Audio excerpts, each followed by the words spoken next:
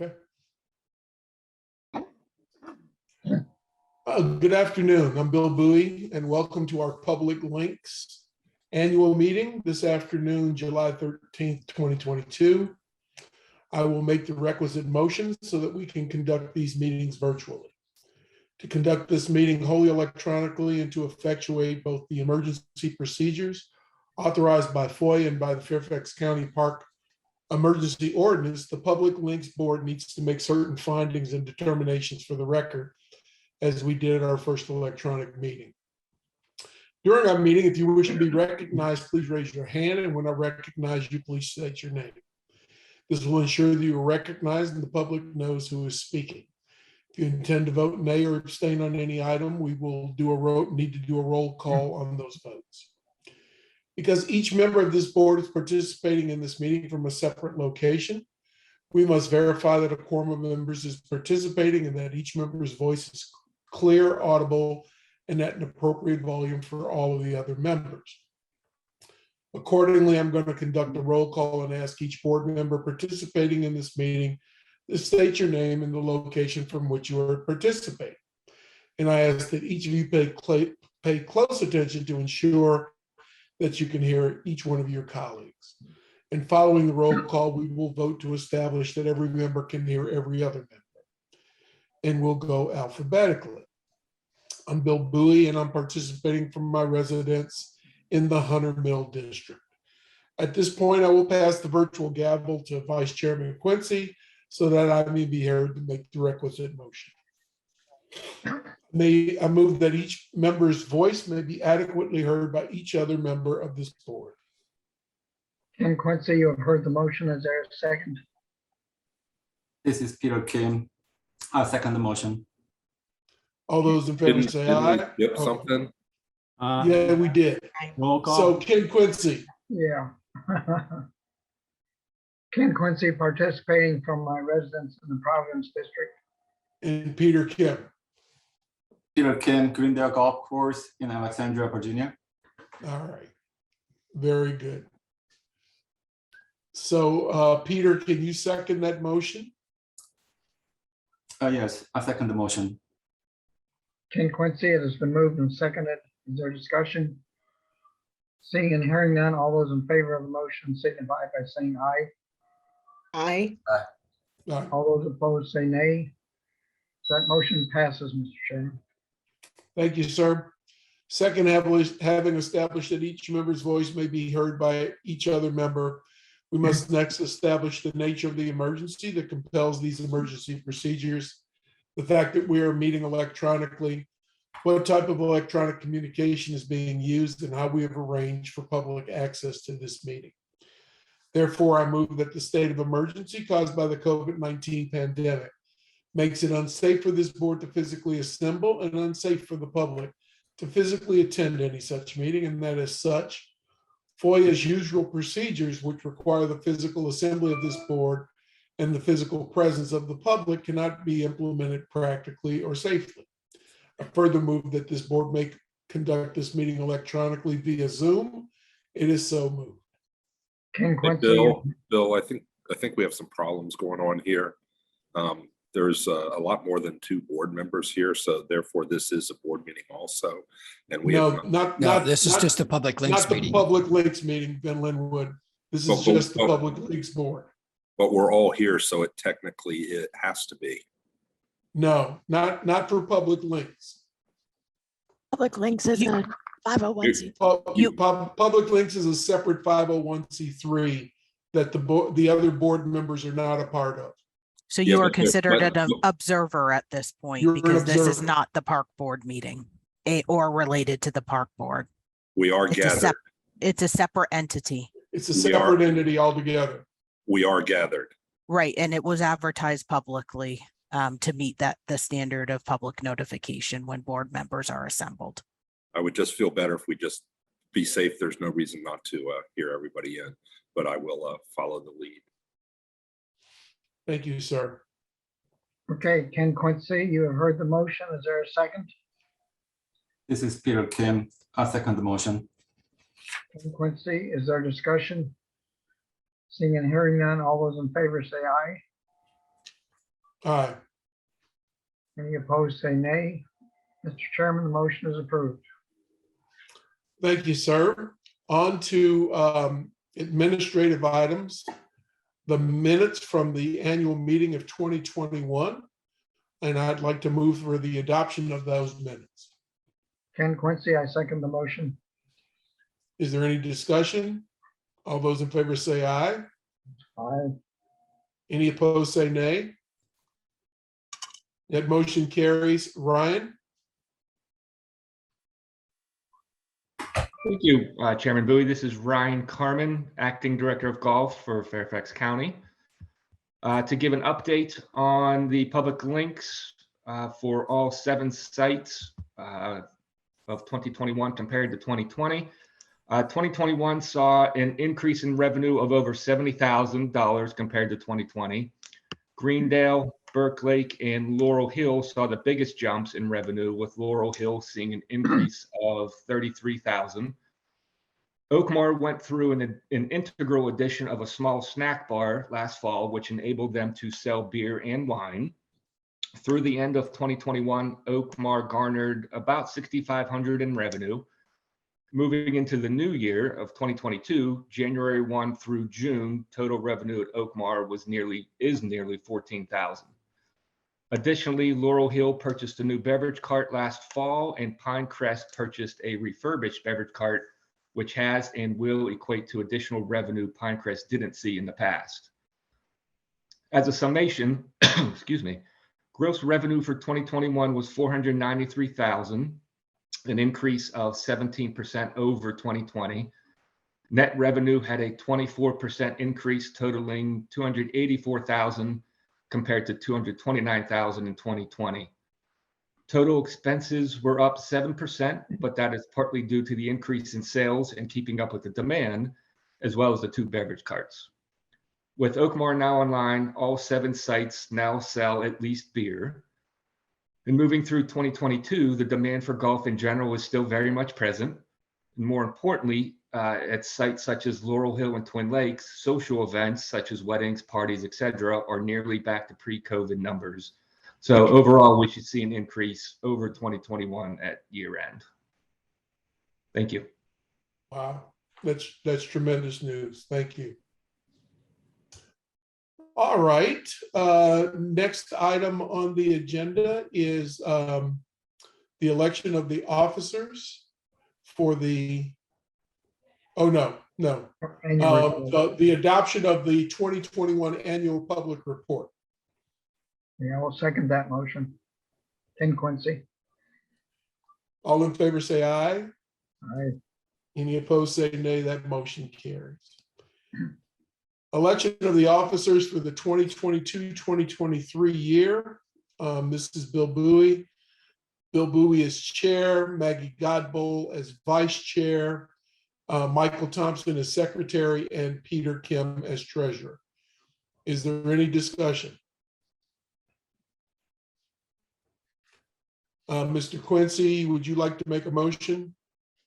I will so move the election slate that you just stated. Is there a second? Peter Kim, I second. Thank you. All those in favor say aye. Aye. Any opposed say nay. That motion carries. Next up on the agenda are the leases for 2022. I'd like to move the adoption of the 2022 leases for Public Links Incorporated. Is there any discussion?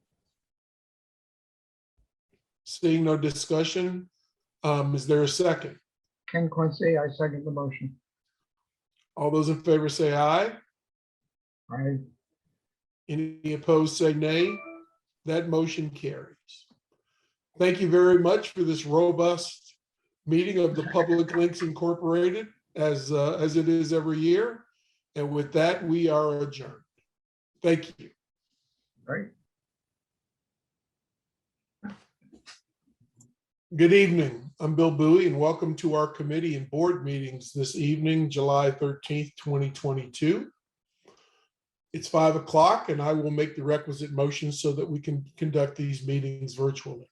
to conduct this meeting wholly electronically and to effectuate both the emergency procedures authorized by FOIA and the Fairfax County Emergency Ordinance, the Park Authority Board needs to make certain findings and determinations for the record, as we did at our first electronic meeting. During the meeting, if you wish to be recognized, please raise your hand. And when I recognize you, please say your name. This will ensure that you are recognized and the public knows who is speaking. If you intend to vote nay or abstain on any item, we will need to do a roll call on those votes. Because each member of this board is participating in these meetings from a separate location, we must verify that a quorum of members is participating and that each member's voice is clear, audible, and at an appropriate volume for all of the other members. Accordingly, I'm going to conduct a roll call and ask each board member participating in this meeting to state your name and the location from which you are participating. And I ask each one of you pay close attention so that you can hear each of your colleagues. Following the roll call, we will vote to establish that every member can hear every other member's voice, and we'll go alphabetically. As the evening progresses, if additional board members join us for our meetings, I will ask them to verify their audibility and their location. Absent and excused this evening are Jim Zook and Maggie Godboll. Dr. Adu. Abner Adu joining from my residence in Lee District. Linwood Gorham. This is Linwood Gorham. I'm participating from my residence in the Mount Vernon district. Tim Hackman. Tim Hackman, participating from my residence in the Drainsville district. Ron Kendall. Ron Kendall, participating from my home in Mason district. Faisal Khan. Faisal Khan at my residence in Providence district. Ken Quincy. Ken Quincy, participating from my residence in the Providence district. Mike Thompson. Mike Thompson, participating from Florida. And I'm Bill Bowie, participating from my residence in the Hunter Mill district. We have At this one other. point, pardon? Chairman, this is Amy Vosper. We have Cynthia Jacobs Carter, Dr. Oh, Carter. okay, Dr. Carter.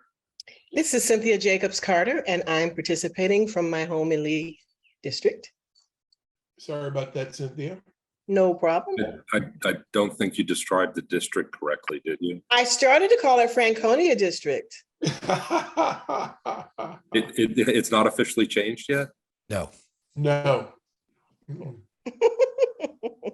Soon. All right, I will pass the virtual gavel to Mr. Hackman so that I may be heard to make the requisite motion. I move that each member's voice may be adequately heard by each other member of this board. This is Tim Hackman. You have heard the motion. Is there a second? This is Mike Thompson. I second the motion. Tim Hackman, it has been moved and seconded. Is there any discussion? Seeing and hearing none, all those in favor of the motion signify by saying aye. Aye. All those opposed say nay. Mr. Chairman, that motion passes. Thank you, Tim. Second, having established that each member's voice may be heard by each other member, we must next establish the nature of the emergency that compels these emergency procedures, the fact that we are meeting electronically, what type of electronic communication is being used, and how we have arranged for public access to this meeting. Therefore, I move that the state of emergency caused by the COVID-19 pandemic makes it unsafe for this board to physically assemble and unsafe for the public to physically attend any such meeting. And that as such, FOIA's usual procedures, which require the physical assembly of this board and the physical presence of the public, cannot be implemented safely or practically. I further move that this board may conduct this meeting electronically via Zoom. It is so moved. Tim Hackman, you have heard the motion. Is there a second? This is Mike Thompson. I second the motion. Tim Hackman, is there discussion? Seeing and hearing none, all those in favor say aye. Aye. Opposed say nay. Mr. Chairman, the motion is approved. Thank you, Tim. So with all the preliminary matters complete, we can begin with the Planning and Development Committee meeting. And Mr. Quincy, I believe the floor is yours. Ken Quincy, and I call the Planning and Development Committee meeting to order. Now we'll ask Paul Sherry and Tom McFarland to introduce the first item. Right, Paul Shirey, Project Management Branch, Planning and Development Division, rather. And then Tom McFarland is going to do the presentation here. So go ahead, Tom. He's also in the Project Management Branch. Our item is a scope approval for the Sugarland Run Bridge Replacement Project in Hunter Mill District. We are requesting the approval of the project scope to install a new steel bridge in a section of Sugarland Run between Heather Down Drive and Eddie's Park Drive. Recommendation is the Park Authority Executive Director recommends the approval of the scope to install the pedestrian bridge in this section of Sugarland Run. Some background, there was a bridge, the original bridge was a wood bridge, and it was destroyed in the floods of 2006. In 2007, we replaced that bridge with a fiberglass bridge. That bridge was subsequently damaged in Tropical Storm Hannah and was removed in 2009. There has been no bridge there since 2009. It's been on our TDSP, our Trail Development Strategy Plan, for many years, and it scores pretty well. But there were other technical reasons why it did not get selected. It was selected as part of the 2021 work plan, which was approved on July 14, 21. And we have moved forward with the design. We have hired Bowman Consulting to do a design, and we have submitted those plans and are working on it now. Project was selected again for the 2020 fund. Project team was assembled and established project scope in accordance with approval of the 2021 Planning Development Division work plan. Civil engineering firm of Bowman has been hired.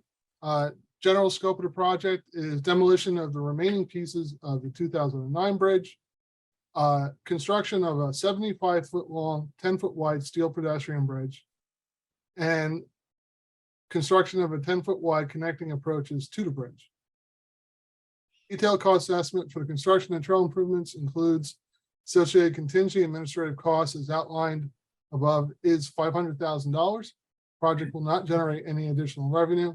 Staff estimates an increase of $578 in annual maintenance costs and life cycle replacement costs of $500,000 in 70 years for the replacement of the bridge. Design is January 22 is when we started, permitting through September 22 with construction in March of 23. Based on the scope estimate, funding an amount of $500,000 is necessary for the Sugarland Run Bridge.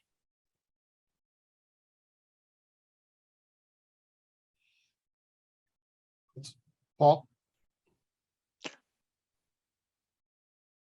Right, that's it. That's the end of our statement. Okay, all right. Are there any questions or discussions? Let's start with you, Mr. Bowie. There's no revenue generated from this particular item, but it's certainly going to be a lot of peace of mind. This has been bouncing back and forth for a bunch of years. It is a crossing that the community uses. Really, most of the kids use it a lot to get across to Herndon High School. That's one of their shortcuts to go to Herndon High School.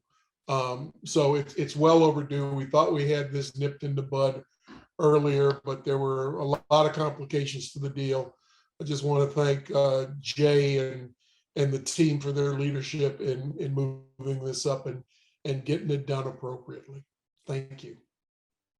Any other? I had a question, or Yes. can I add a question? I'm Yes. just, this is not about this project, but I'm interested in finding out if we could get a presentation from staff on bridges and fair weather crossings, so we can see what the state of the systems are. I know in Mason District, we have a lot of fair weather crossings that are in need of work, probably a few bridges as well. I'd just like to have a macrocosm view from P&D on what the plans are for getting all this work done. Okay, good point. Any other questions, comments? Is there consensus to move this item forward?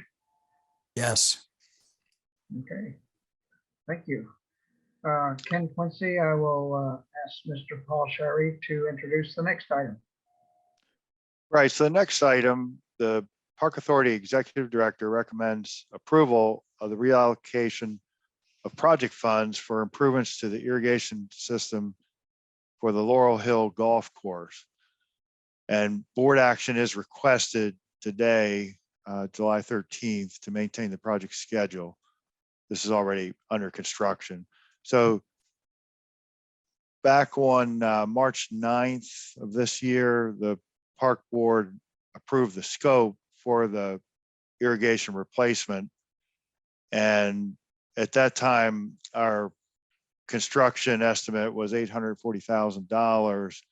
When our pricing came in on this, due to all the supply chain problems and increased construction costs, this came in actually at $1.034 million.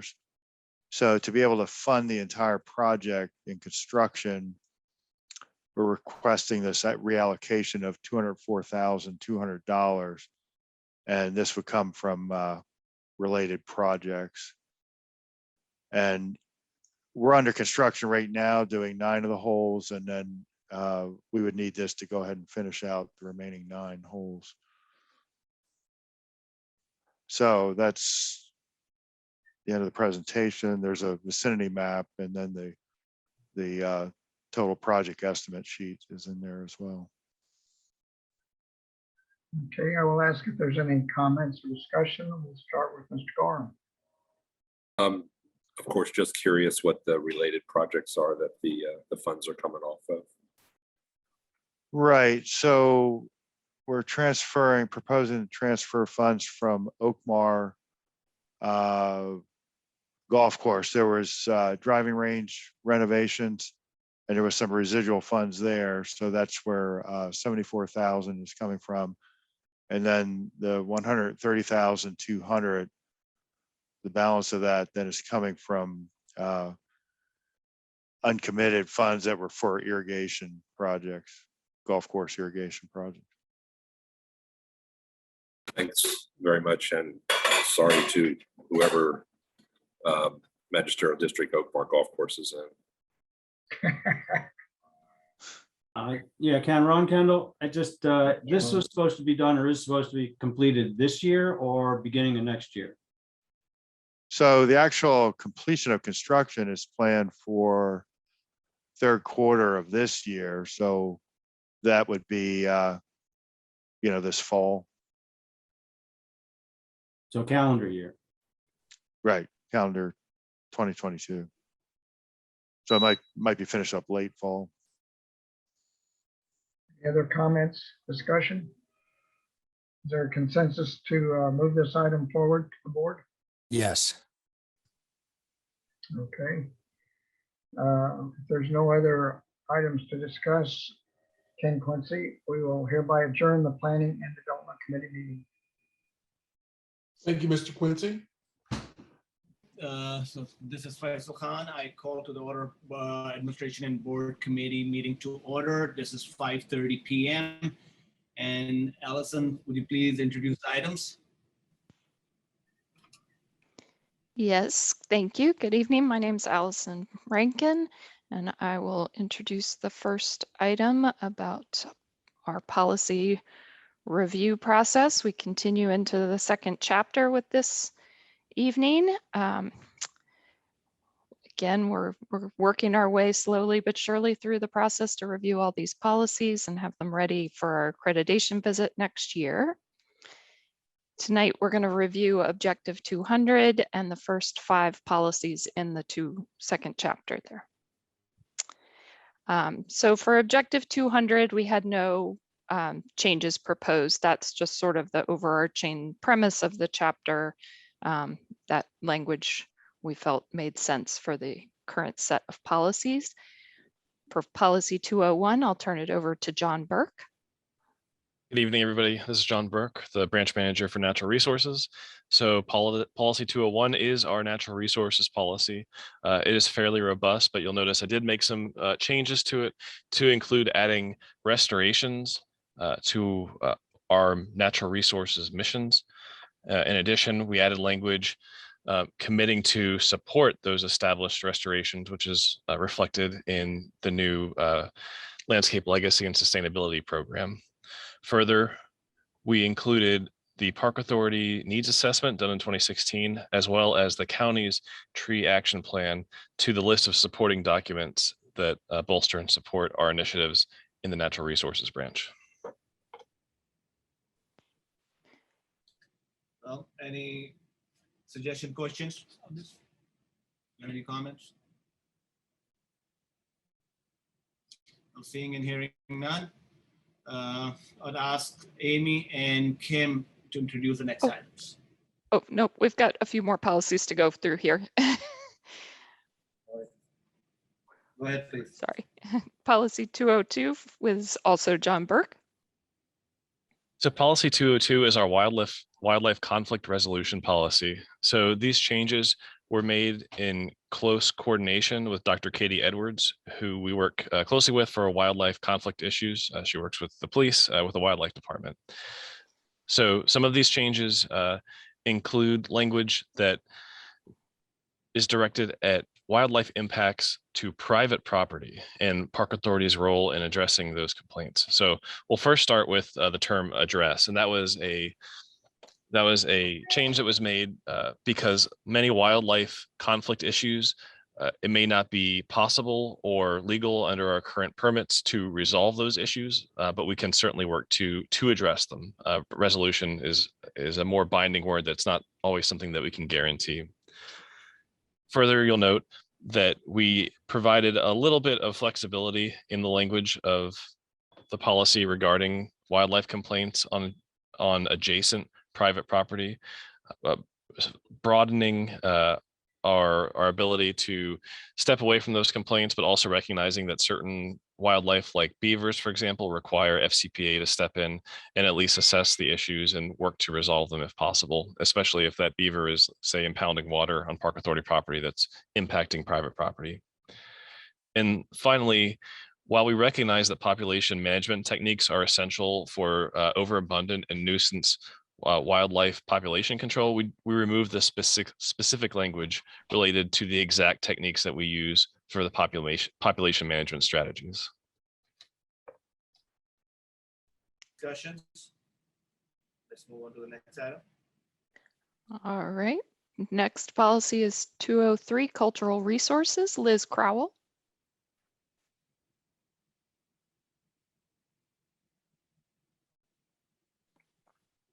Can you hear me? Yes. Okay, it wasn't letting me unmute myself for a moment. For policy 203 is our cultural resource policy, and this addresses cultural resources on parkland. And we ensured that the text as it was written clearly defined the goals of our policy.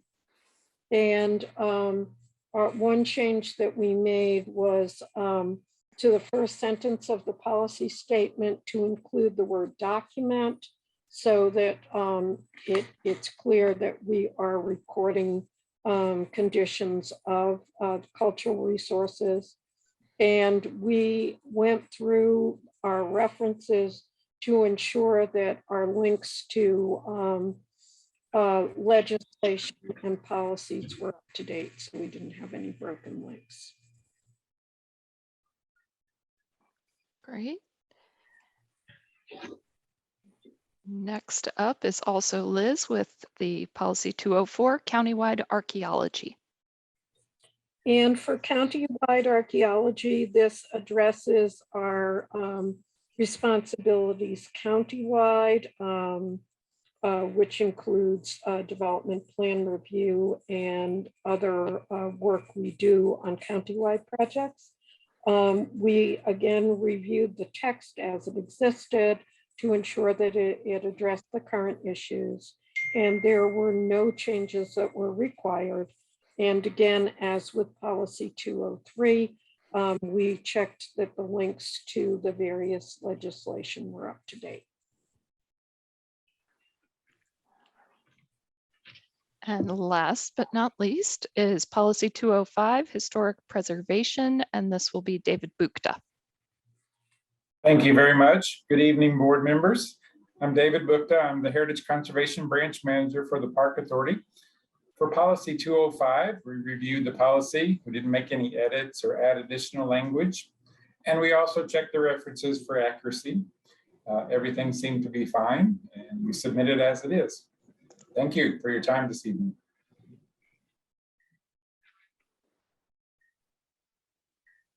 Well, any discussions?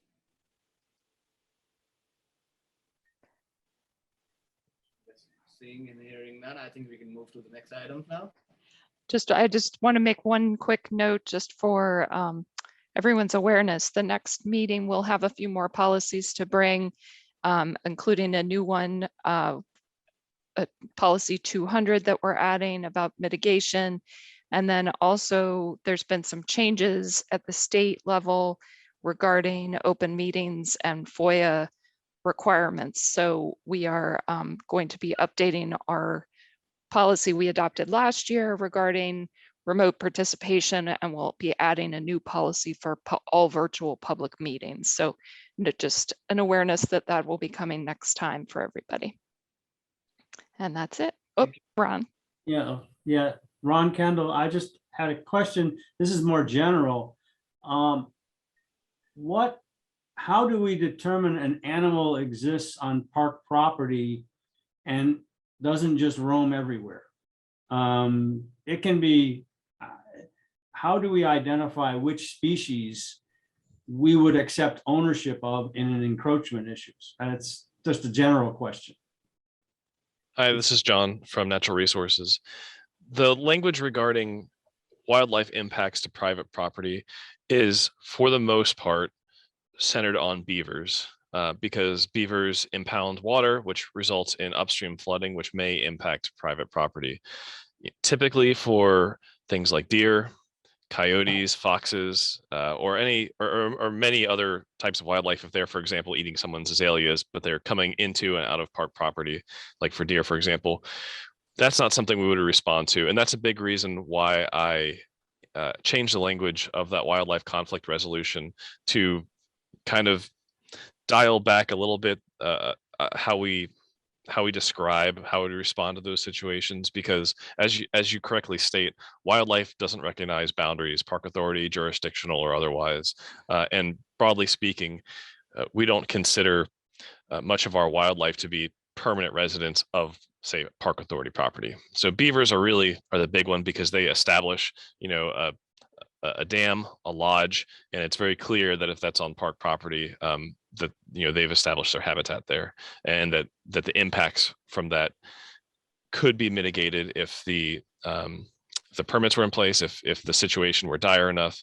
That is something that we have a policy for that we could address. But generally, in most cases, including beaver, we prefer to take the approach of tolerance. There are some overabundant wildlife that we do manage, that we do consider like pseudo resident. So, I mean, Canada geese is an example, and in certain situations, for example, the island at Burke Lake, we have a large colony of resident geese that we do address as a resident population and oil their eggs and things like that. But yeah, we don't assign typically wildlife as a park authority resident, so to speak. Beavers being really the major exception. Does that answer your question? No, that's good. That's good. Okay. My backyard is raccoons. Okay. Yeah, I don't know where they live, but they're out there, and I don't think the park should claim them.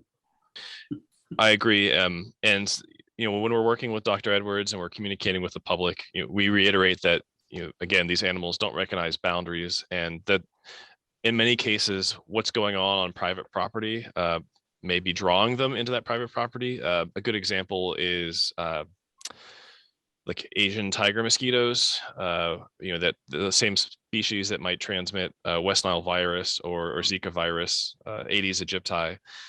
Those species are typically container breeding species, and while they may have come from Park Authority property, in many cases in that example, they're breeding on private property where there are flower pots or tires that are left outside that are accumulating water. That's just one example, but yeah, to your point with raccoons, same thing generally applies. They're opportunistic. They typically are cohabitating in areas where humans live, looking for dumpsters, as we all know, or just closely associating with human habitat, to be frank, and the activities that we have on our properties. So they might have emerged from Park Authority property, but they are transient, so we don't claim them. Thank you. Any other questions? Seeing and hearing none, let's move on to the next item, and I'll ask Amy, Wasper, and Kim to introduce the next items. Good evening. This is Amy Vosper, Deputy Director with the Park Authority. Kim and I are here to give you a legislative program update. I'm going to turn it over to Kim, and then we'll go through the presentation and entertain any questions.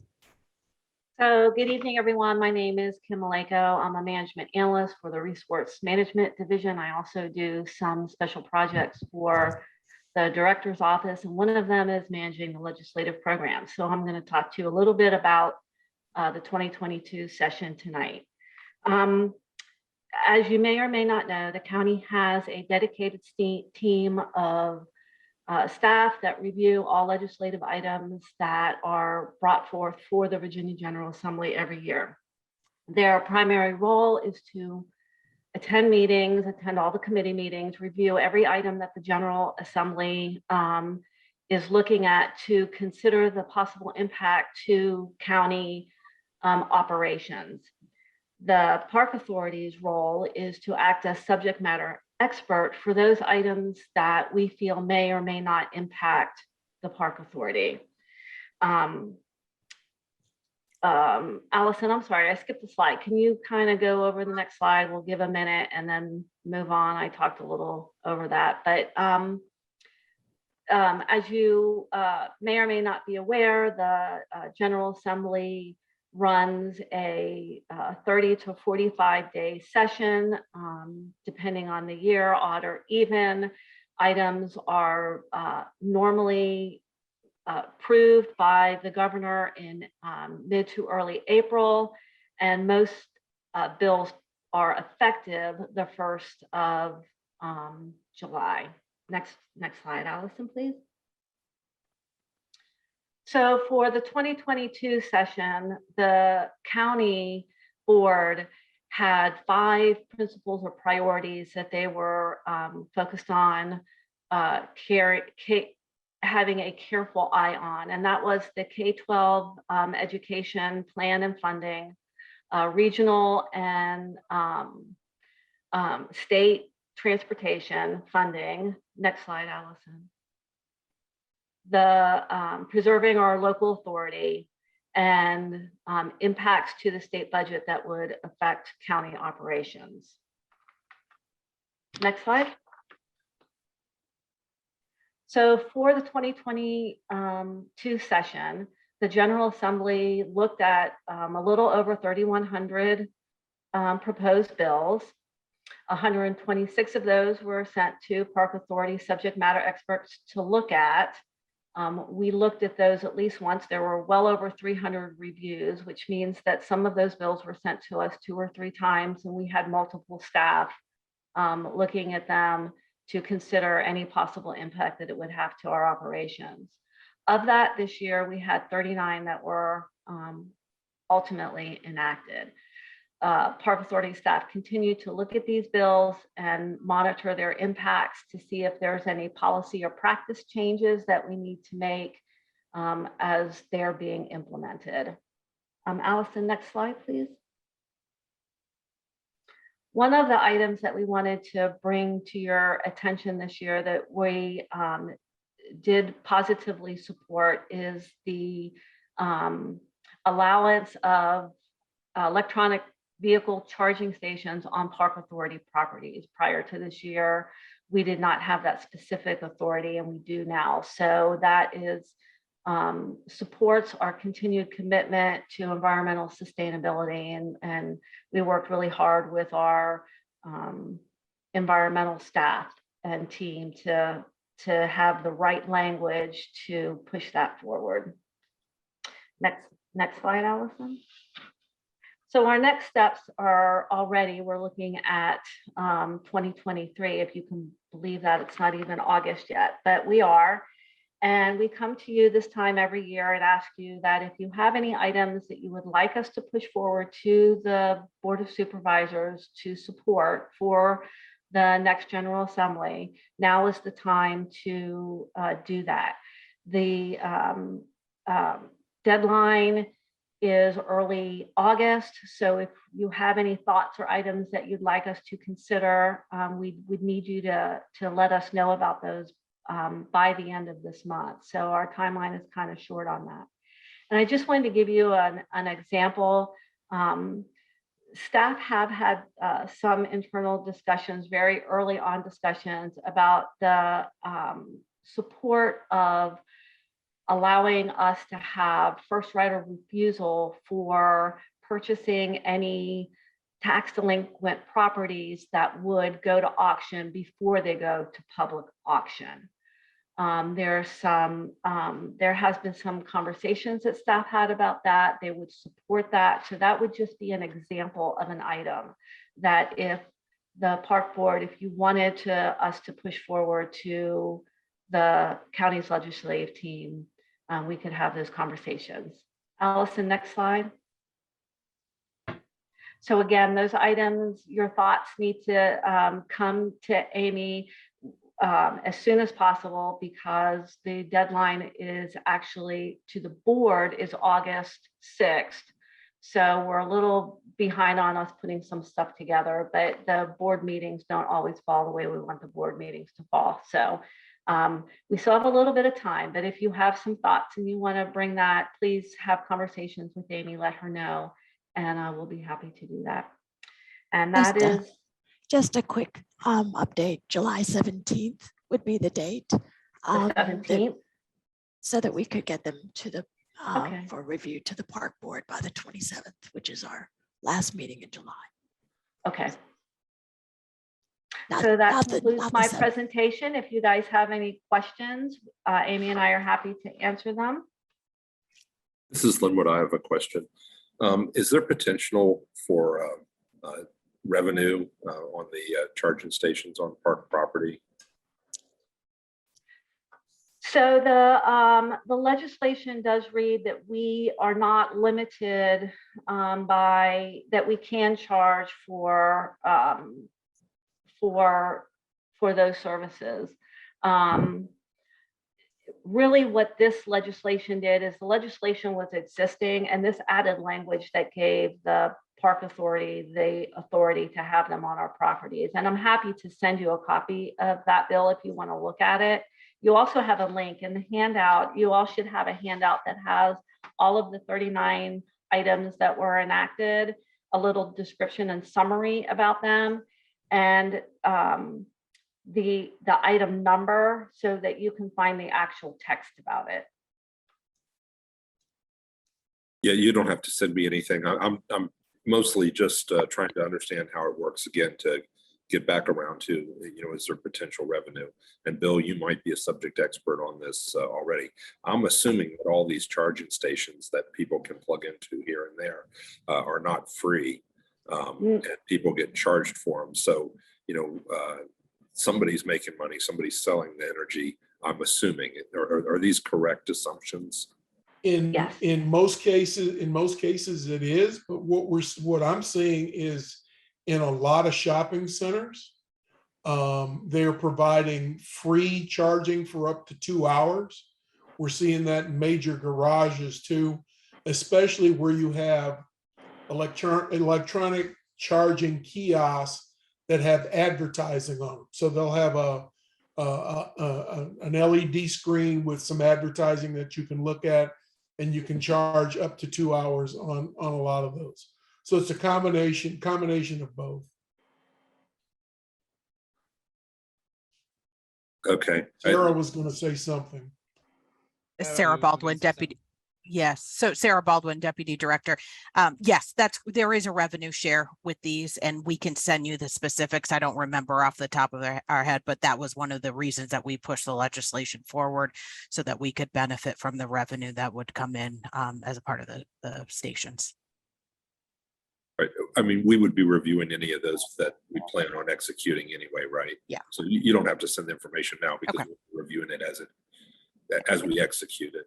But thank you. I feel like my questions have been answered now. It would be really nice at Laurel Hill, since you've got that solar panel installation, to have the charging stations there and double dip, if you will, or if we've got other properties where that may be a possibility.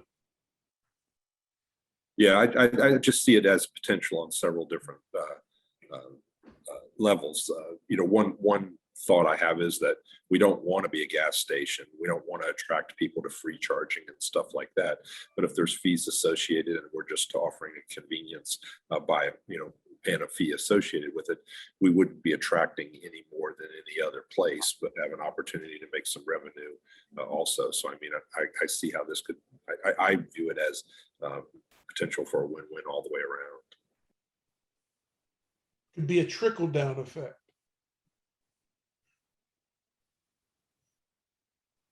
Any other questions? Before we go, I'd like to ask Mr. Stone, who is he and where is he? Good evening. This is Kyle Stone, Bragg District Park Authority representative, calling from George Mason University. Thank you. All right. Okay, well, thank you. All right. Since we have no other discussion or questions, I think that our work is done here, and I hereby adjourn the meeting. All right. We are off until 6 o'clock. Mhm. Yeah. Amy? 5:50. 5:50, yeah. The 5:50.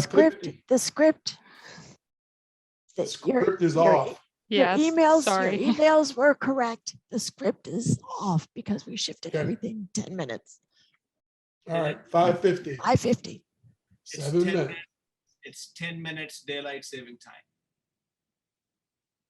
It's 5:44. So please be back in 6 minutes. Amy, this is Laura. I just wanted to make sure that you can still hear me. Yes, I can still hear you. Okay, great. Thank you.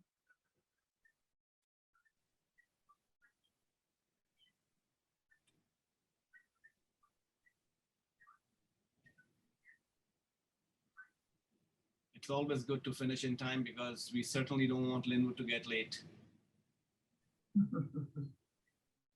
Yeah, I thought what you just said was very clever. It's 5:50. It's 5:50, so we'll call the Resource Management Committee to order. Laura, Tammy, it's all yours. Thank you, Kyle. Good evening, everybody. This is Laura Grape, the Resource Management Division Director, and I'm here with Tammy Schwab, who leads our Education and Outreach section. Tammy's going to be sharing an informational presentation tonight regarding an overview of our Untold Stories initiative and an overview of a pilot community survey that's going to help inform the development of a lot of our RMD programs and perform some community engagement. So with that, I will turn it over to Tammy, who will share her presentation. Awesome. Thank you so much for spending some time with me tonight. I'm Tammy Schwab. I'm the Manager of Education and Outreach section for Resource Management Division. And I want to tell you a little bit about the work that we're doing with our Outreach and Community Survey, which is part of our what we call Untold Stories Committee, which is an equity project. So how did this get started? Well, Untold Stories started with Freedom Hill. We had a request from the community to tell some of the untold multiracial stories of Freedom Hill Park. And we took that opportunity to meet with the community and the family members and learn the stories of that community and work on creating some signs that would commemorate and tell those stories. And that was one of the most well-attended sign unveiling ceremonies ever because we worked with that community. We learned so much from that multi-year project. There was way more stories than we could tell in one project. And allying with the community really makes a lot of is my screen frozen? Are you seeing what we learned slide? Yeah, we're seeing the first slide with the picture of Freedom Hill. Tammy, I'm sharing the screen. Oh, you're sharing the screen. Yeah. Okay, next slide, please. Awesome. All right, so what did we learn? We learned that there were more stories than we could tell in one project. We were allying with the community, and it made a magical connection with the parks. And even though we offer programs for the general public, we welcome all peoples and communities. When we program with the community, the response is far better than programming for the community. And to do this well, we need to know more about and make connections to all the communities of color in Fairfax County and have a mechanism for allyship in programming. Next slide. So our response in RMD to what we learned was this Untold Stories team we put together. So as part of the Resource Management Division's contribution to the equity plan for the Park Authority, we wanted to work on making more equitable and inclusive nature and history stewardship programs and outdoor recreation opportunities. We have representatives on our team from lakefront programs, from RMD, nature, history, farm and garden sites, the cultural resources branch, the natural resources branch, and of course, my office. Next slide. So the plan for the Untold Stories Committee is quite a big scope. The first bit we wanted to do was make programs that are more equitable and inclusive starting right now. So we jumped right into all of the staff training resources that the county provided from One Fairfax and got lots of training from the professionals. And then we took that training and adapted it to what we learned and how we can apply that to programs directly so that we can share our success stories and create resources for representation in all of our programs. So the picture at the bottom there is a picture of a Padlet where we have collected all sorts of resources that is to be used by our staff internally to find stories to tell and to have research opportunities about local history, but also about folks, people of color who have contributed to nature, study, stewardship, etc., like that we can be representing in our programs. Next slide, please. So we also wanted to make sure that, starting right now, we're doing more equitable and inclusive programs. We're going to learn by doing. So we're going to continue and expand programming we've been doing for diverse audiences, including our Juneteenth programming and Latino Conservation Week, which last year was Latino Conservation Month. This year it's Latino Conservation Week. And we are doing lots of advertised and unadvertised things for this specific community, focusing on two ends of the county, trying to make sure that we have some good opportunities to build an audience and provide some opportunities. Next slide, please. But this presentation is really focusing more on the part of the plan we're working on now, which is to have a community survey where we're going to learn about program preferences and document barriers directly from the community. So we're working with community partners like NCS, Second Stories, Facets, and we're going to use those resources to help us survey diverse communities in the Mason District. And we're going to try and use these surveys to document barriers and learn basic information about the program format preferences of these audiences. For example, do like family programs or adult programs? Do they want campfires or other kinds of experiences? Next slide. So why did we pick only Mason District? Well, equity is a big thing, and it's going to take a long time to work through that. And we had to make it into something that was sort of bite-sized. There's lots of partnerships already with the Colmore community, especially with Hidden Oaks. The folks from Hidden Oaks and Green Spring were on the committee. So it kind of made sense to work with some parks that were, or work with Mason District because we had parks there ready to dive in. We want this to be a pilot project for replication across the county. So we picked a district so that we can move this to other districts in the future. We also want to make sure that this survey is going to help us evaluate survey methods. So one of the things we're doing is QR codes. Another thing we're doing might be an in-person survey. We might be doing paper surveys. So we want to just really evaluate what are the best survey methods to get diverse communities to answer the survey. Not the same thing we've always done, but trying some new things. We're also working with the PROSA team to coordinate questions and feed them lessons learned for engaging these diverse communities. Next slide.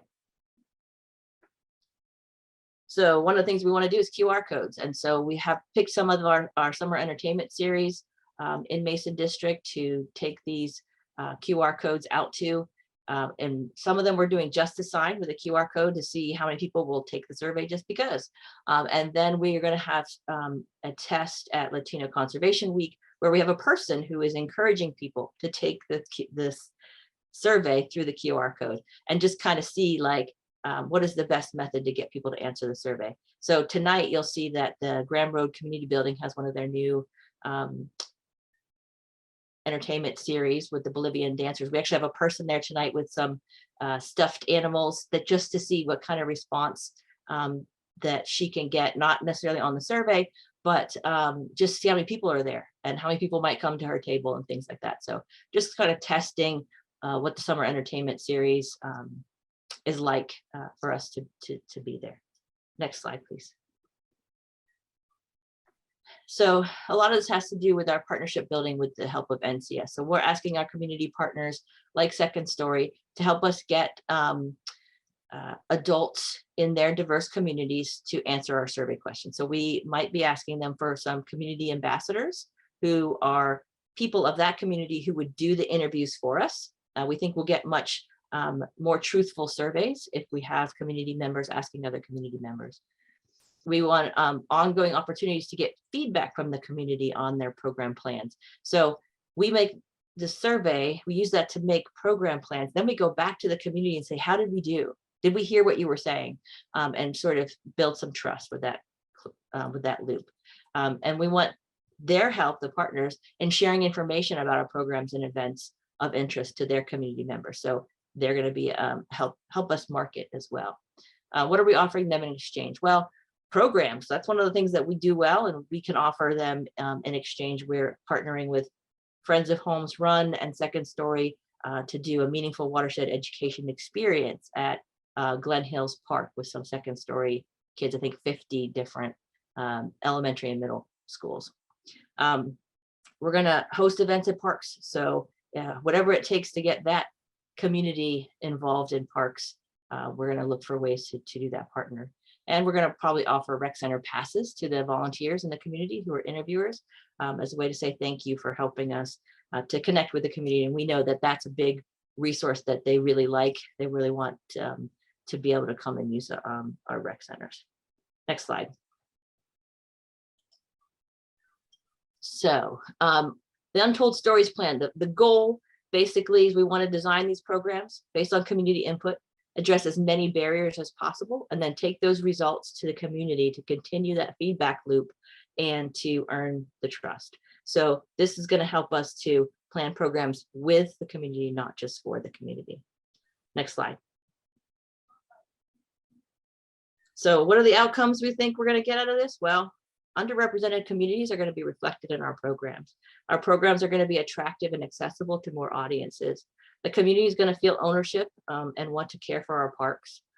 Then the community members will ultimately join our workforce, increasing our diversity and capacity to meet our mission.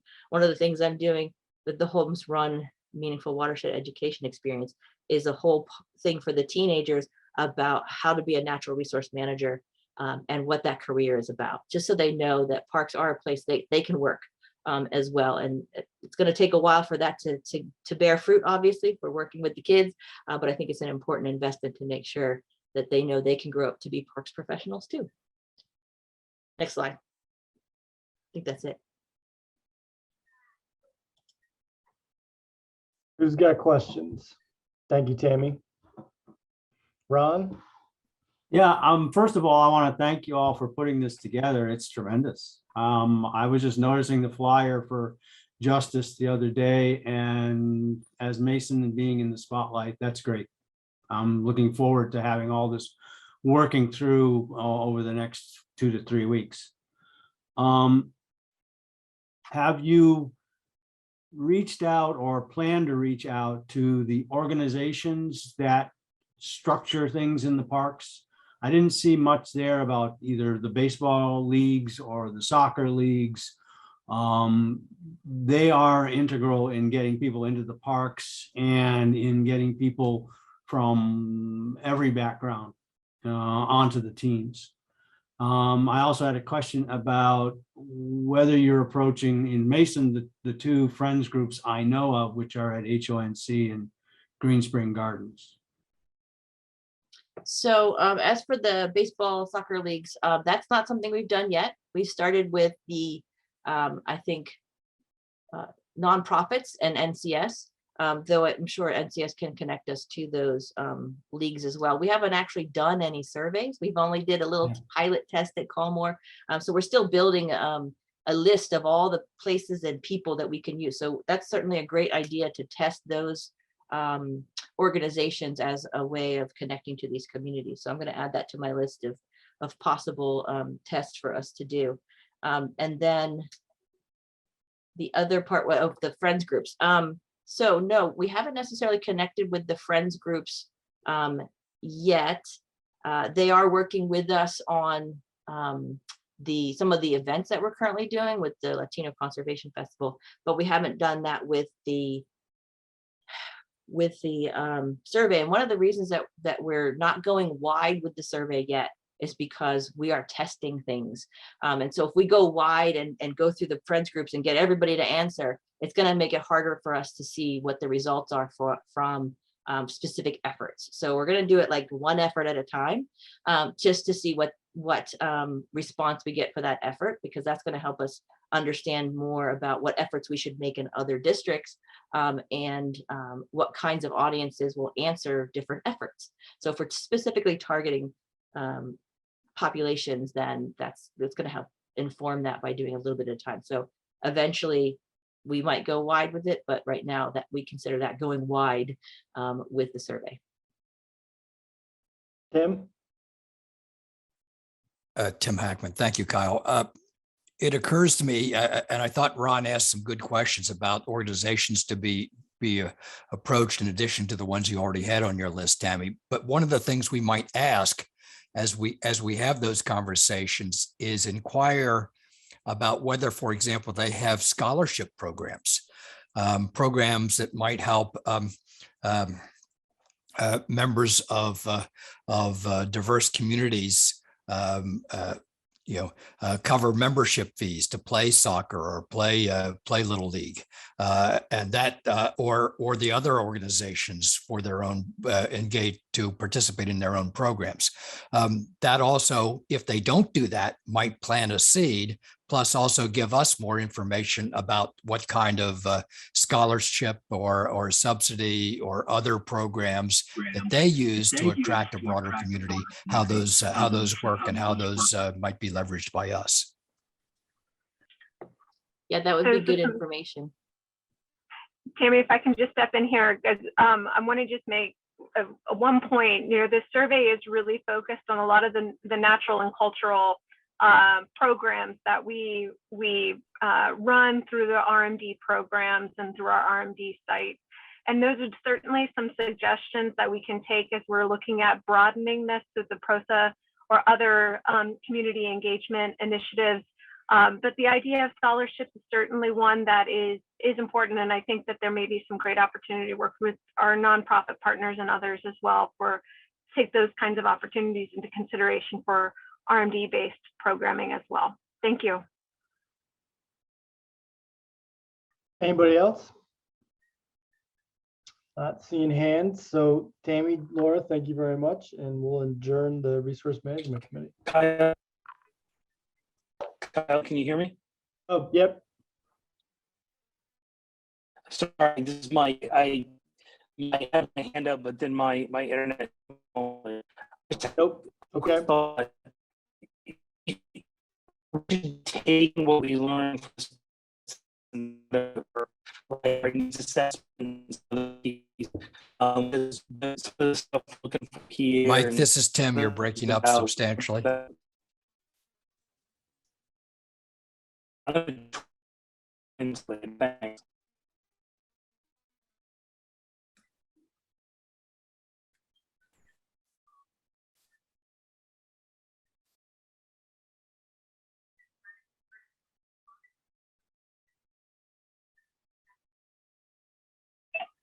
It looks like Mr. Thompson may have dropped off the He's call. gone. Yeah. Yeah. We're gonna give him a second to come back, or are we moving on? We have 3 minutes until the next. All right, we'll give him a Committee minute meeting. and see if he comes back. Yeah, If don't not- I? Oh, there he is. Can you hear me at all now? Yeah. Very well, thanks. All right, no, I apologize. The internet at the hotel went out. There's a big storm going on. I was just gonna say that hopefully we can learn from this process for the needs assessment surveys that we're gonna do.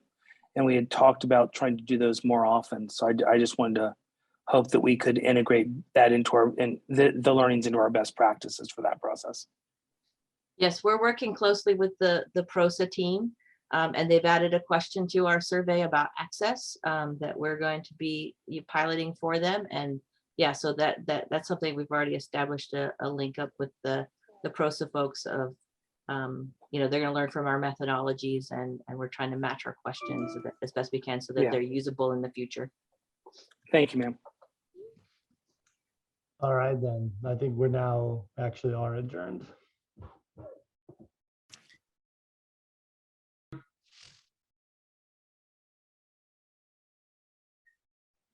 This is Linwood Gorham at 6:10, and I'd like to call the Park Operations Committee to order.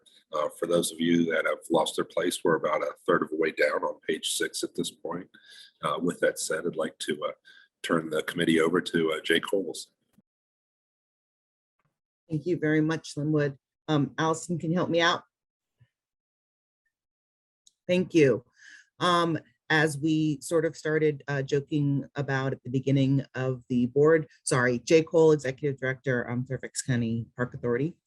As we began talking about at the beginning, last week, Supervisor Lusk put forward a proposal to change the name of the Lee Magisterial District to Franconia Magisterial District.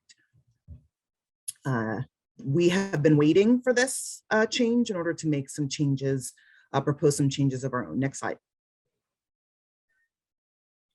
So I am here to propose the renaming of 3 park amenities, I will say. As you all know, Lee District Park is named for the district, and the rec center, Lee District Rec Center, is named for the district and the park. So we are proposing renaming Lee District Park to Franconia District Park, and Lee District Rec Center to Franconia District or Franconia Rec Center, in order to be in keeping with the new name of the magisterial district. Next slide.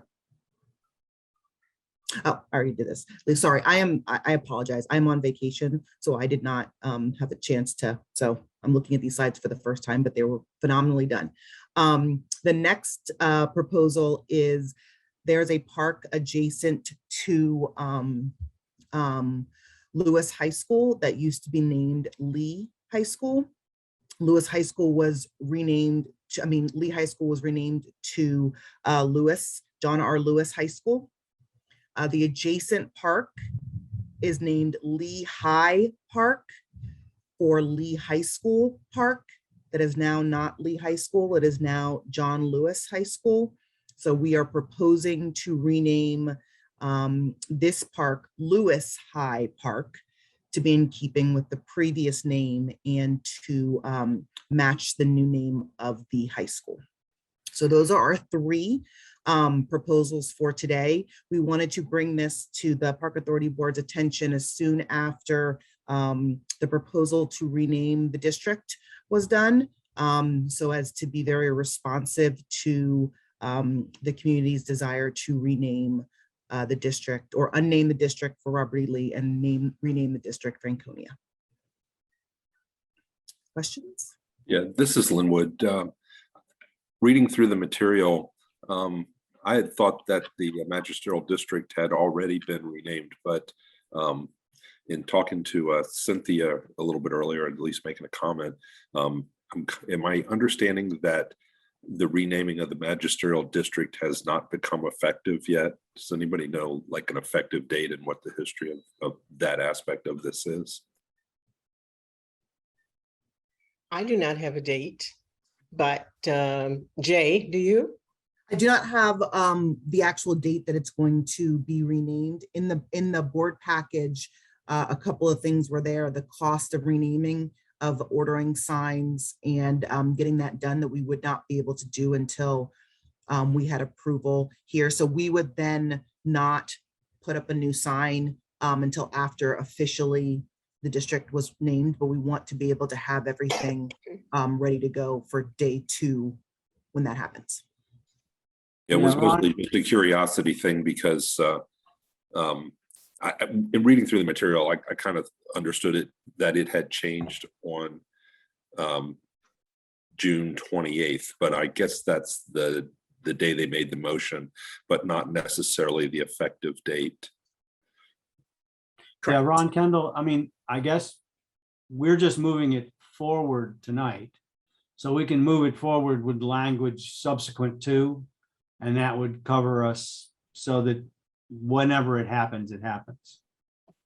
Yeah, I don't need, I mean, I don't think, my opinion is I don't think we need to get bogged down in being synchronized to the day. Don't mind being in front of them. It was just more a curiosity thing than anything else because I thought it had already changed. But I got no problem being in front of them as long as it's all official, that's definitely what's going to happen. And I'm sure it is.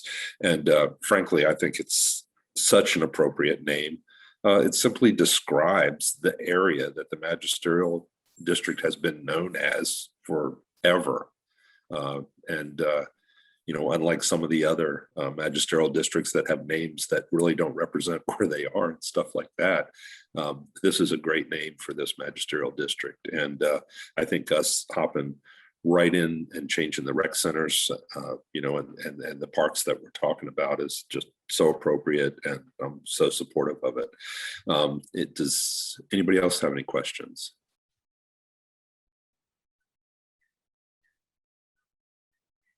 Looks like everybody else is in total support also. Anyway, so do we have consensus to move this forward tonight?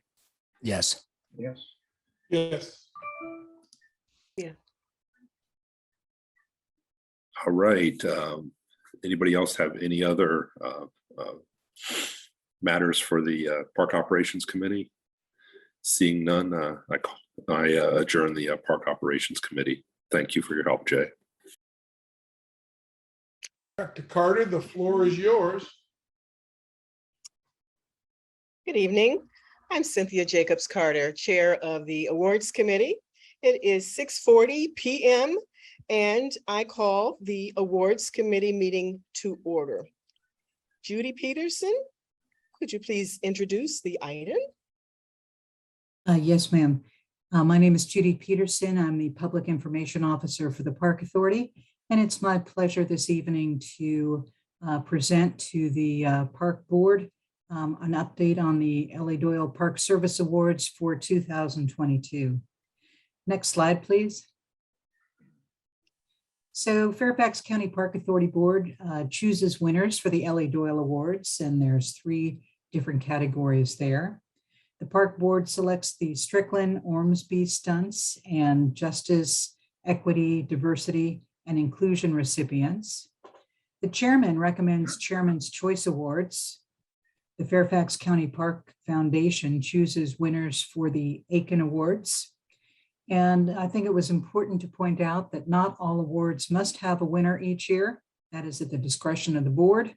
And the sites choose the outstanding volunteers. In fact, they chose 21 volunteers this year, which we just put out a information release today. Next slide, please. So the Ellie Doyles were established in 1988, and they recognize Ellie Mae Doyle's years of service and accomplishments as both a member and the chairman of the Park Authority Board.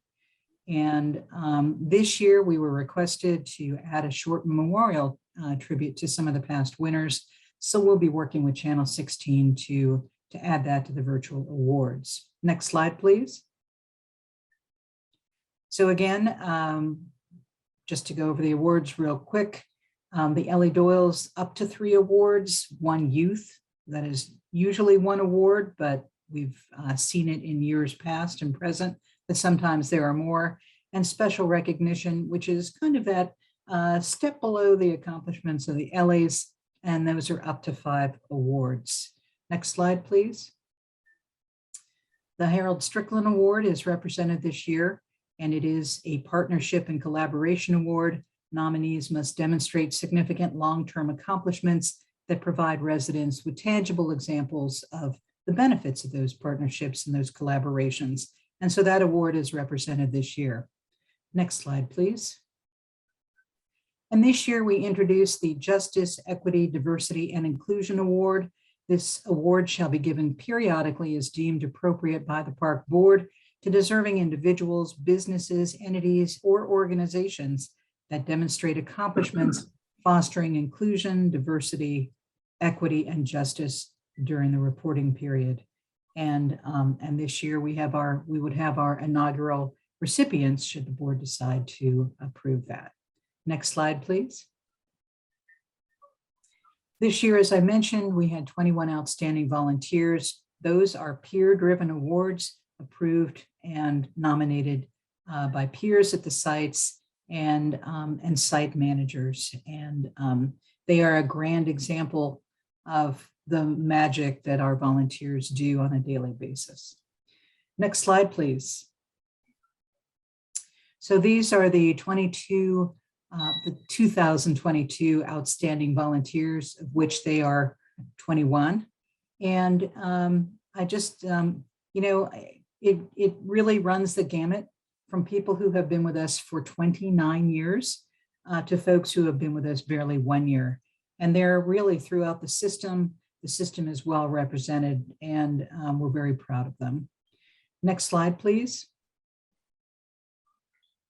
Again, I wanted to mention that the Aiken Awards, they will be announced next week through my office, but this is a reflection of the choices of the Park Foundation Board. And of course, they're named for the people who really donated the first land, which became the park system later. And they recognize both individuals and organizations who helped to continue that legacy that was started by the Aikens. Next slide, please. And so at this point, I would like to turn it back to Chairman of the committee, Dr. Carter, who will introduce the 2022 slate of nominees. Thank you very much, Judy. And thank you also, Ron Kendall, as a committee member. So the Ellie Doyle Award, its winners are, nominees, I should say, are Stephen Markle, Willow Martin. Special recognition would be Chuck Welch, Jefferson Manor Citizens Association, Stuart Copan. Youth Award, Ava Belmont and Yasmin Morero. The next slide, please. Next slate of nominees include the Harold Strickland Award. That's the Friends of Frying Pan Farm Park and Friends of Lake Aquatink Park. And in the Justice, Equity, Diversity, and Inclusion area, Hansa and Praveen Dave. Thank you. Next slide. I would be glad to Are there- answer. I'm Thank sorry. you. Are there any questions? So next we will see if there are any discussions. Any questions, discussions? It's So a then- great slate of nominees. I agree. So next, would request consensus to move this item forward to the full board. Yes. Yes. Thank you. This is Cynthia Jacobs Carter. And Judy, is there another item? I believe that we are going to be looking at the resolution, which recognizes the outstanding volunteers. We would ask that that would be moved forward to the board. It is relatively similar to resolutions of the past, but it does again outline the outstanding work and dedication and professionalism that we experience on a daily basis. The numbers are remarkable in terms of 4,000 volunteers who always say yes to the park board and to the park authority. I would ask for approval to move that to the forward.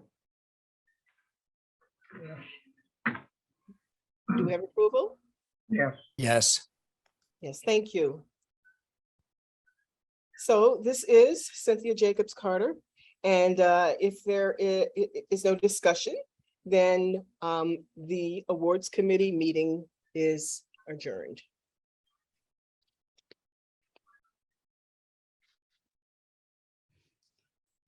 Good evening, everyone. How are you? Hope you're doing well. I'm Bill Bowie, and I'd like to call the July 13th, 2022 Park Authority Board meeting to order. We always start our board meetings with a public speaker session. If we have anyone signed up, Judy, do we have anyone signed up this evening? No, Mr. Chairman, Judy Peterson, Public Information Officer, no speakers tonight. Thank you. Okay, great. Thank you. So with that, first item up on our agenda, I'm going to turn it over to Michael Peter to introduce the 2022 summer interns, and congratulations to all the interns. Thank you very much, Mr. Chairman. Allison, if you could bring up the brief presentation. I'm sorry, Mike, I didn't have any slides, I don't think. Oh, it's the Word document that's in everybody's packet then. Just give us one second. I'm having a little technical difficulty here.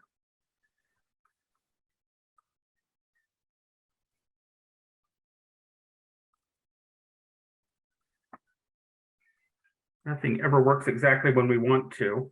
As we go through this information, it's important to note that we've been working quite a bit to be able to increase our internship program. We've been working through our Human Capital Development Services branch, through our Human Resources branch, to centralize the offerings, identify options if we are in any way able to pay our interns. We've cast the net as wide as we possibly can out there. And as a result, we have several of our fantastic new interns here with us today. So if you can just bear with me here for just 1 second. If the interns there could go ahead and wave so we can see who everyone is here.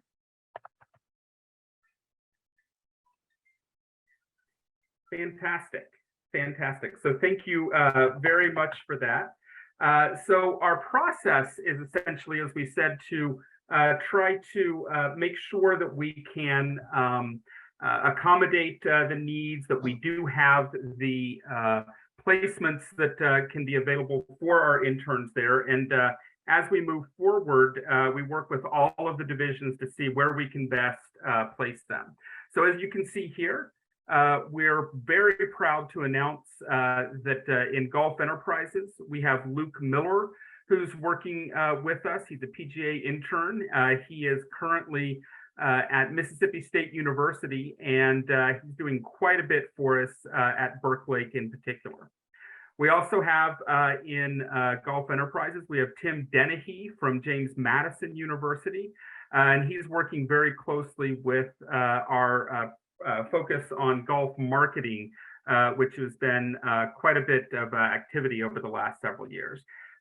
Here in business administration, on our revenue team, we are also very pleased to welcome Nicholas Villarroel. He's from Virginia Tech, and he's helped us get caught up on quite a few things and got us through our year-end close as well. So thank you to Nicholas for that. Next page, please. We have Shay Nazimi. Shay is working with our HR team. She's currently at George Mason University, and she's been helping us quite a bit on our employee relations issues, as well as pulling together our updated county policies and procedures. Ian Mason is a rising senior joining us from Meridian High School, and he's been doing quite a bit with our videography and our editing, which has been also another area that we've been focusing on quite a bit lately. For our resource management division, I'm pleased to announce that we have Beckham D'Amico from the Mary Washington University. And Beckham is helping us primarily with our non-native invasive assessment protocol, which is something that we're focused on, as you know, quite a bit with the additional general fund support that we received in the FY23 budget. Next page, please. Great. We have Elizabeth Pierce, who's working with us at our summer camps, specifically at Colvin Run Mill. She is a master's student at Marymount University, and she's helping us quite a bit with assisting with our camps and making sure that we can update our docent manual and other activities. Alexander Block is also joining us from Marymount University, also working at Colburn Run Mill and working side by side with Elizabeth. We also have Hay Kim, who's a Centerville High School rising senior, working with us at the Sully Historic site, doing quite a bit to help us with the increased crowds there over the summer, excuse me. Next slide, please. We have Tae Young Kim, who's also a museum aide intern at the Sully Historic site, joining us from Centerville High School as well. Sharon Nara at the Sully Historic site. We have quite a few people here from Centerville High School, another rising senior. We have Kathleen McNerney, who is joining us from UVA, and she's working diligently at Green Spring Gardens. Next slide, please. Shannon Johnson, also from Virginia Tech, working with us from Green Spring Gardens. Aisha Shazad, also at Green Spring from University of Maryland. Tuan Trong, working from Nova Community College, also at Green Spring Gardens. Next slide, please. Kayla Vaught at Green Spring. She's a farmer's market intern from Virginia Tech. Skylar Foley, also at Green Spring from William and Mary. Matt Collins is working with us at Huntley Meadows from George Mason University. Next slide, please. Sophia Ferenz, also working at Huntley Meadows. She's from the University of Mary Washington. Molly Coogan from Virginia Tech, working with us at Huntley Meadows on a very specific project looking at the researching dendrology and how it can help us understand these specific ecological niches. Amy Leopson from George Washington University, from George Washington University, working at Huntley Meadows as well, specifically helping us focus on programs on the Three Sisters crops and how Native Americans utilize these crops. Next slide, please. And then we have Pete Peterson at Huntley Meadows from Virginia Commonwealth University. Jennifer Vo, also at Huntley Meadows from UVA. Porter Cather from Marymount University at Huntley Meadows. We have Rose Foshi from George Mason University working with us at Historic Huntley. Next slide, please. Jack Woods at Green Spring Gardens. He's from Nova Community College. Then we have several in Park Services Division as well. We have Ryan Karam, who's working with us in our ADA and Inclusion Services from George Mason University. Jessica Winkler, also from George Mason University, working in ADA and Inclusion. And we'll add to that list both Jasmine Kamara and Hina Chudari, also from George Mason, working in that area. And then finally, we have Charlie Allen from George Mason University, who's helping us with our ADA and inclusion support services. So with that, again, we'd like to have all of our interns wave, and certainly we could not do this without you all. Thank you all so much for being a part of our operations this summer. So thank you very much. And with that, Mr. Chairman, I will turn it back over to you. Thank you very much, and congratulations to all of the interns. We hope during your internship that you will develop a love and a passion for parks, and we hope to see you in our employ someday as our future leaders of parks for sure. So please feel free to reach out to any of us at any time if we can help make your experience a better one in any way. So thank you very much. All right, admin items, countywide admin item number 1 is the resolution recognizing the National Park and Recreation Month in July of 2022. Ken Quincy, I'll second that. Any discussion? All those in favor say aye. Aye. Any opposed say nay. That motion carries, and here's the resolution. Whereas we celebrate July as Parks and Recreation Month, as designated by the National Recreation and Park Association, and the time during which we recognize that parks and recreation programs and legacy park systems, such as the Park Authority, are an integral part of communities throughout this country, including Fairfax County. And whereas our parks and recreation opportunities are vitally important to establishing and maintaining the quality of life in our communities, ensuring the health of all citizens, and contributing to the economic and environmental well-being of a community and region. And whereas parks and recreation programs build healthy, active communities that aid in the prevention of chronic disease, provide therapeutic recreation services for those who are mentally or physically disabled, must provide equal access to all residents and improve the mental and emotional health of all residents. And whereas park and recreation programs increase a community's economic prosperity through increased property values, expansion of the local tax base, increased tourism, the attraction and retention of businesses, and crime reduction.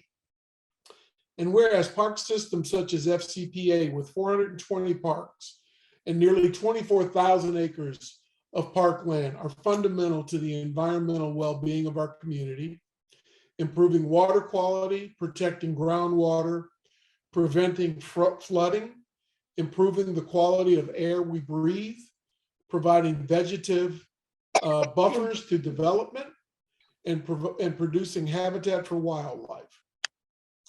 And whereas we rise collectively to celebrate our parks, which have become places for people to gather, for communities to thrive, and to provide a place for children and adults to connect with nature and recreate outdoors.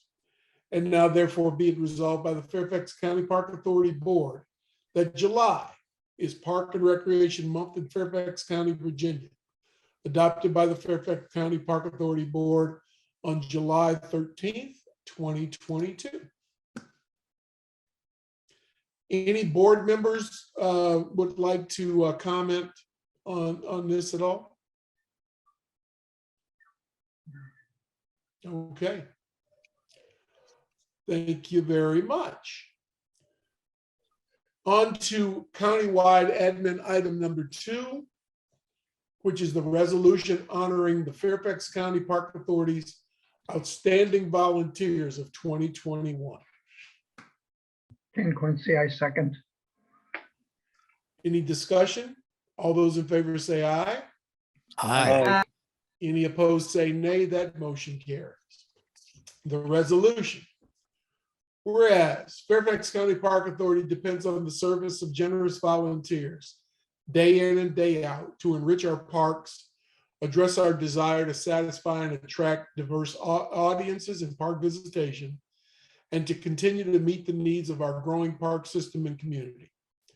And whereas the Fairfax County Park Authority, created by legislative action in 1950, offered volunteers unique service opportunities that allow individuals the chance to grow personally while giving back to their community, and include such options as invasive plant management and archaeological exploration, assistance to golf courses, working as a market master at our farmers markets, front desk work at our rec centers, the chance to teach adapted aquatics and other inclusive programs, the pleasure of experiencing life on a farm or working as a docent at a historic site, improving a trail, or dozens of other volunteer activities. And whereas the Park Authority volunteers continue to answer the call to service despite restrictions of the COVID-19 pandemic, and in fact were among the first to return to duty, donning masks, keeping their social distance, and learning to pivot in their numerous tasks at parks, rec centers, golf courses, historic sites, and farmers markets. And whereas these essential, good-hearted, hardworking, and resilient volunteers provide an effective means of service provision to many residents of Fairfax County who visit our parks each year and collectively represent a fiscally sound approach to the provision of services in support of the Park Authority mission. And whereas local volunteers are a big part of the national state volunteer movement that attracts millions of individuals annually to the call for service and offers not just personal and community benefit, but a tangible fiscal impact that allows park systems across the country to thrive despite these limits to government support. And whereas the Fairfax County Park Authority Board recognizes that volunteers strengthen Fairfax County, that volunteering makes a positive impact on the environment, on the quality of life, and on the health and well-being of our community, and that volunteering is an essential part of living in a thriving society, adding enormous benefits and opportunities to our park system. Now, therefore, be it resolved by the Fairfax County Park Authority that it expresses appreciation and thanks to the volunteers for dedicated and outstanding contributions to the parks and citizens of Fairfax County, adopted by the Fairfax County Park Authority Board on July 13th, 2022. Congratulations to all of those volunteers.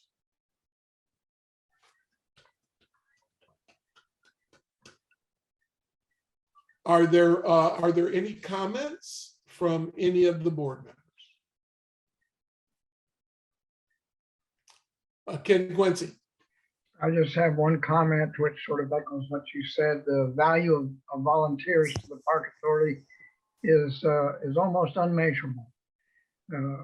Whether the Park Authority could survive as it is without volunteers, I think it's subject to question. And these are dedicated, very intelligent people that devote time to a very worthy cause. Thanks, Ken. All right. With that, we will go on to admin item number 3, which is the adoption of the minutes of the June 22nd, 2022 Park Authority Board meeting. Tim Hackman, I second. Any discussion? All those in favor say aye. Aye. Any opposed say nay. That motion carries. Action items countywide. A1 is the Park Authority Award recipients for 2022. This is Cynthia Jacobs Carter, and I move that we approve the slate of nominees for the 2022 Park Authority Awards. This is Ron Kendall. I second the motion. Any discussion? All those in favor say aye. Aye. Any opposed say nay. That motion carries. Congratulations to all of the recipients. In Mason District, A2, scope approval of the naming of a rectangular field 6 at Pine Ridge Park honoring Wanda Rickson.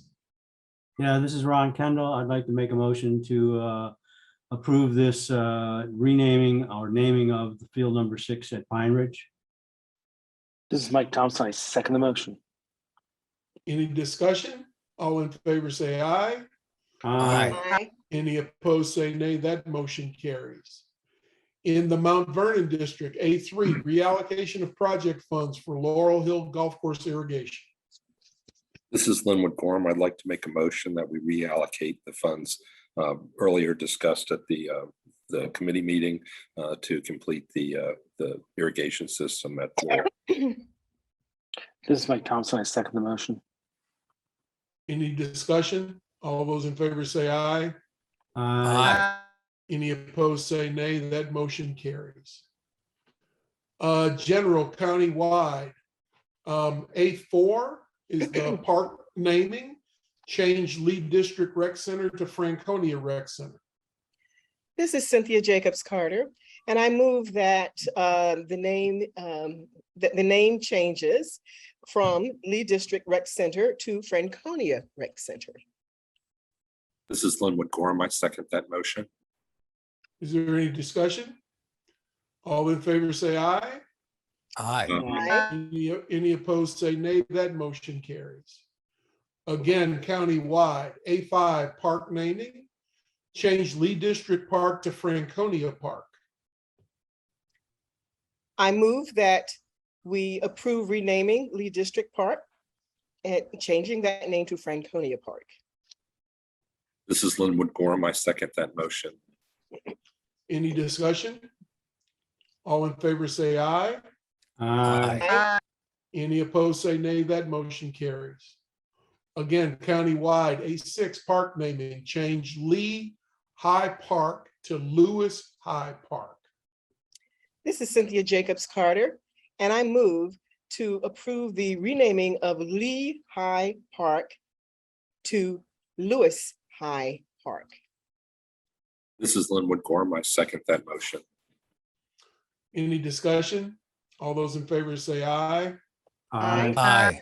Any opposed say nay. That motion carries. Thank you. Information item number 1 countywide was the development of the FY 2024 proposed budget. We'll hear more about that in our next meeting. Chairman's matters, Chairman will keep them kind of brief. Congratulations to the staff and everyone that pulled off the great July 4th events. The fireworks at Lake Fairfax were fantastic. A good time was had by all, and it was an opportunity to not only have great fireworks after a threatening day, but we even made a little bit of revenue, which was a bonus on that one. So hopefully everybody had a safe and bountiful July 4th holiday. There's a lot of work still going on with staff in the budget discussion and about how things are going to go forward. There have been some very, very positive conversations around those. And when the more details are solidified, we will certainly share those with you. Jay will share those with you in the coming meetings. So that'll be great. And last but not least, if you did not have a chance to check out the Washington Post yesterday, there was a great story in one of the sections about the hummingbirds at Green Spring Gardens. We started this photography program a few years back, and a woman by the name of Jane Gamble formed a group called the Capitol Hummingbird Photographers. And they are nature photographers, and they spend an awful lot of time out at Green Springs, among other sites in the DMV. But certainly Green Springs Garden is a treasure to the entire region, if you will. And last but not least, Laurel Hill was named one of the top public golf courses in the country by Golf Digest. So that was tremendous. They listed the top golf courses, public golf courses by state, and Laurel Hill was right there among the top courses in the Commonwealth. So congratulations to the entire staff and team for that. And with that, I will turn it over to Jay. Thank you. Allison, can you again help me out? Welcome to Directors Matters for July 13th. We have some great photos for you guys to check out. Next slide. So we had an opening of Riverbend Maintenance Facility. Thank you, Tim, for coming out for that. The staff are all very, very excited for this new beautiful facility, and it was really great. And the pizza was very yummy. So we opened up that facility. Next slide. Bobby wanted me to announce for the FY22 donations that Fairfax County Park Foundation exceeded the $1 million mark in monetary contributions last fiscal year. The annual report will include in-kind giving of goods and services attracted to support parks and outreach events. And this does not include pending six-figure major gifts to the Park Foundation that are expected to be received in FY 2023. So thank you so much to the Park Foundation, and we're very excited to receive the money that you guys raised for our wonderful programs. Next slide. As Chairman Bowie mentioned, we had the Lake Fairfax fireworks. I love the green hue. It makes it look like it was on purpose and it wasn't precipitation that was causing the hue. We had 2,390 cars, over 7,000 total visitors. We had over 2,000 visitors to the water mine, 5,000 park visitors. We had food trucks, 7 stage performances, and 1 great fireworks show. Next slide. As you all know, and I just wanted to remind everybody and say that we're very excited for the summer entertainment series. We have 184 shows that are scheduled at 17 locations, which are 50 more than we had last year. We have a few new series. Providence Presents, Global Music and Dance at Graham Road Community Building. There's a wine tasting and sales at the Gristmill Park for Mount Vernon Nights. And there's a new children's show before the drive-in movies at Trinity Center. And next slide. And last but certainly not least, Cindy, Sarah, and I took the opportunity at the beginning of the summer a couple weeks ago to go visit some of our summer camps. Not all of them, we'll get to more for this year. So we were excited to go and see all the kids who were very excited to enjoy summer camp. We visited the Rec Pack site at Groveton Elementary School. We visited Lee District Rec Center.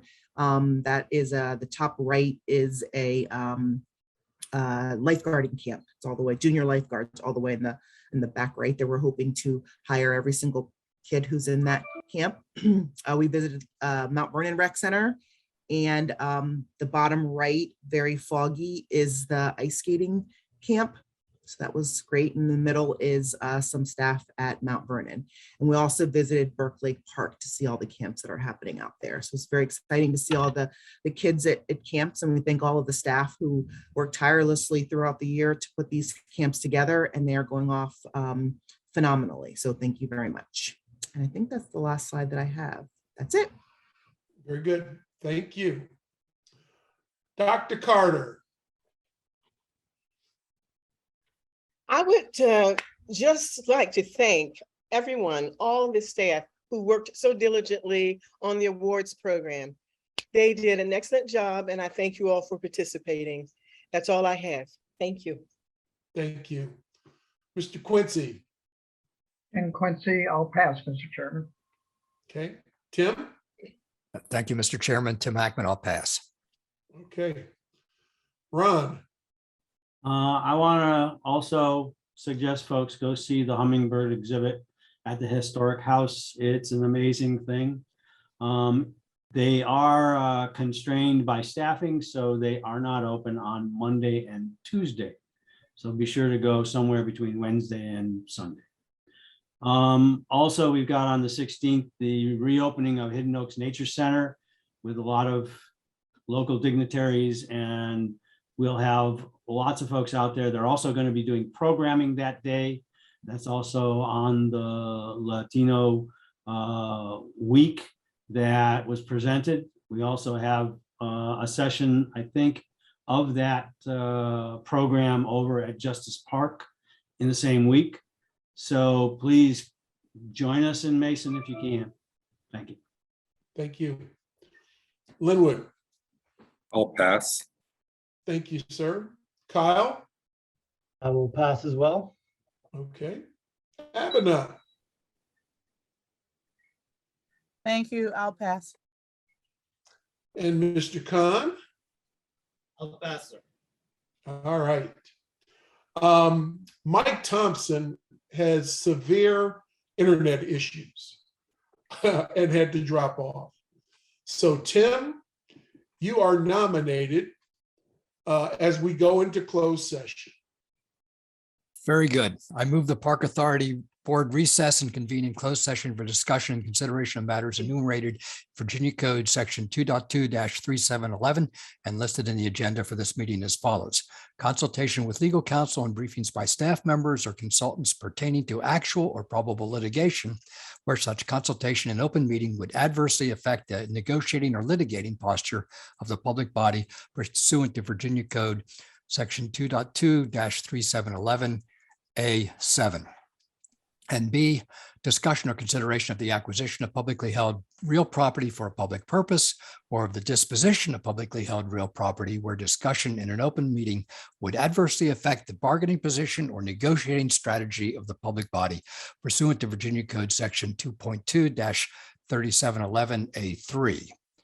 Sub-bullets, updating the PAB on property in the Drainsville district that was added to the work plan. And that's it. Can I get a second from another board member, please? Ken Quincy, I'll second. All those in favor say aye. Aye. Aye. Any opposed say nay. That motion carries. We are now in closed session for approximately 20 minutes. I move the Park Authority Board return to open session. Second Is the there, motion. this is Bill Bowie. Is there a second? Ken Quincy, I second. All those in favor say aye. Aye. Any opposed say nay. That motion carries. Tim?